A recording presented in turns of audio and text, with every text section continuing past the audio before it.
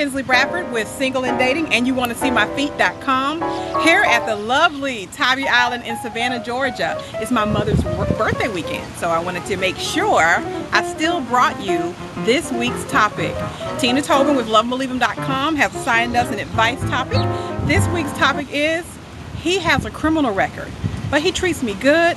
I think I love him, but what should I do? The question here is, first of all, let me start by saying this.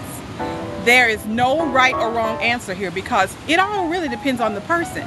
We all know that love is where you find it, but you got to be wise when you're looking for it and when you find it. Number one, I can suggest find out what the crime was that he did. Find out why he did it. And also find out if he really was guilty. Because a lot of times you might find that he was with someone else that did the crime and it wasn't really him, he just kind of got caught up. And do you really judge him for something that happened when it really wasn't his fault? He was just at the wrong place at the wrong time. I can also suggest you find out, is he a repeat criminal? Is he constantly doing stuff and you're always turning around, find yourself down at a jail, putting money on his book? We don't want that. You don't want to date anyone that you're always having to be in and out of jail, going to the bail bonding company. Find out, because you don't want to date someone that has a repeat criminal history. Has he clearly made changes? I mean, even though you say he has a criminal record, he told you this, which means he was being honest and upfront.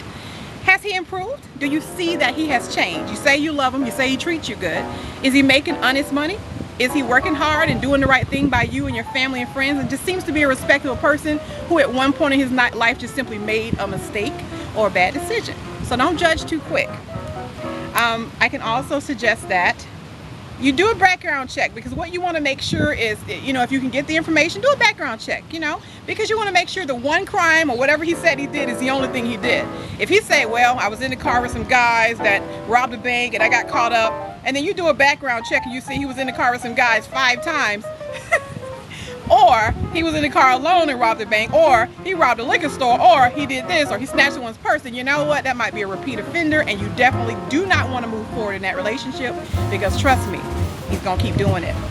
Finally, it just really depends on the person. It depends on you. It depends on how deep the love is. It depends on how close you all have become. Do you trust him now? Do you feel like, based on the relationship that you all have developed over the time, is his criminal history enough to just make you dump him because he has one?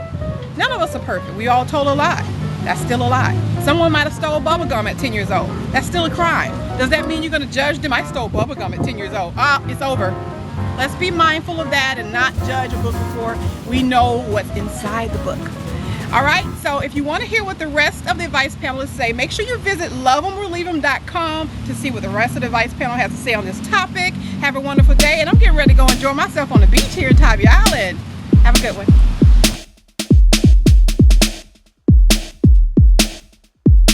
Dee-da-dee-da, dee-da-dee-da, dee-da-dee-da.